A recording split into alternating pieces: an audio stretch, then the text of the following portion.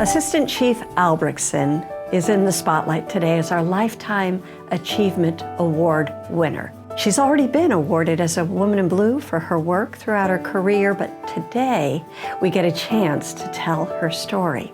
She carries this role so brilliantly, with such authenticity and also with such great power. Hi, how are you? This is the Crime Lab, and when I was in college, this is where I did my internship. I worked in fingerprints, and we actually traced fingerprints on trace paper. When you said you traced fingerprints? Yes. I have seen those cases. It is the way we did it. So this is circa 1986, and there is my very bad 80s hairdo. In those days, women were few and far between, and I remember even my boss who worked here at the police department looked at me and said, "You're so smart and you're in college, why would you want to be a cop?" She really said that to me. So people just didn't have the perspective of women in this role. It was unusual, I guess is probably the right way to say it at the time. I think probably in the academy when I started seeing, okay, this is who I am. I think when you know who you are and you have no doubt, you get up every day and go, like, I got this. Like, this is who I am. This is what I was meant to be. I think the interaction with the officers really is what sold me. They were so professional and they were so kind and so gracious, but they were also out there keeping the community safe. I'm 20 years old watching all of this go down, going, wow, you know, these are superheroes that are like right here in front of me. And for me, it was eye-opening. With Chief Albrektsen, you see that people truly are at the center of things for her and relationships between people.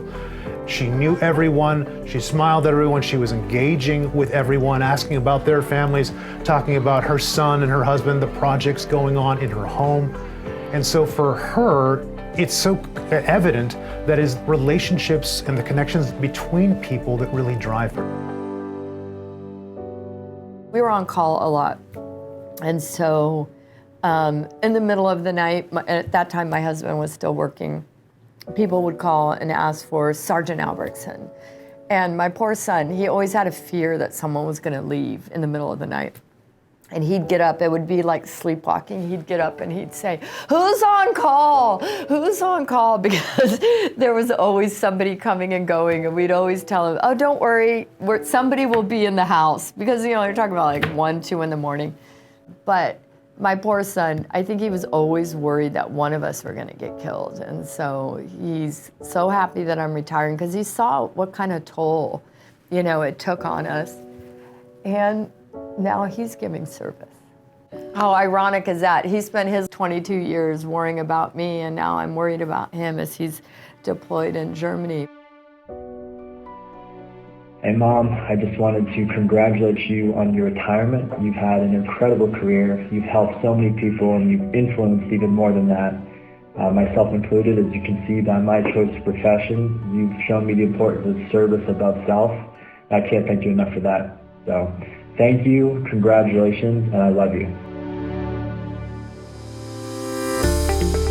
The Army's teaching him just to be a little bit better every day. And I thought, oh, that's so good, because I think that's what I'm doing too. Trying to push people to be a little bit better every single day. I think in the role of a leader, you are role modeling and you're showing people the path to strength, to credibility, to success as a leader. And a lot of times that can't happen from behind. If the women here only see other type of leaders that don't look like me out front, they never see themselves in that role. And I never really saw myself in that role either, to be perfectly honest with you. Two people that really encouraged me were Daryl Hoover and Charles Lara, which I think is ironic because you would think it would be a female. But it wasn't. It was my male coworkers that said, "You're bigger than this. We need your voice at the next level." There wasn't a scene that she backed down from, a criminal that she backed down from, or a challenging employee that she would back down from.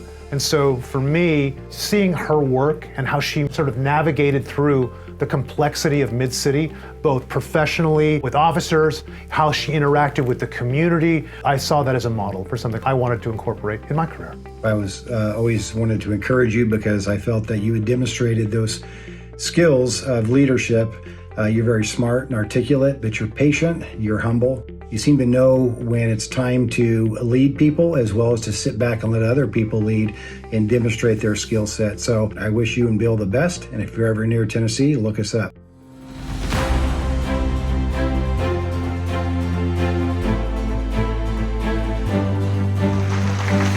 Right before I came today, I found this piece of paper, which I've had for probably since I worked at Mid-City in the 90s. It says, everyone has a personal truth. A personal truth is what you believe about yourself when nobody's listening and nobody's watching. So my challenge is, what are you telling yourself? What is your personal truth? And it better be positive, because if it's not positive, you have the power to change that. In the very first luncheon of this kind, 13 years ago, there were just about 120 people in the room. And look at all of you who've come to enjoy and celebrate and revel in the leadership of a person like Assistant Chief Sandra Albrektsen. This is really an amazing result, from humble beginnings to such a movement. It's been an honor and a privilege to show up for San Diego PD and the community, but you in this room kept me going. So thank you. It's been an honor.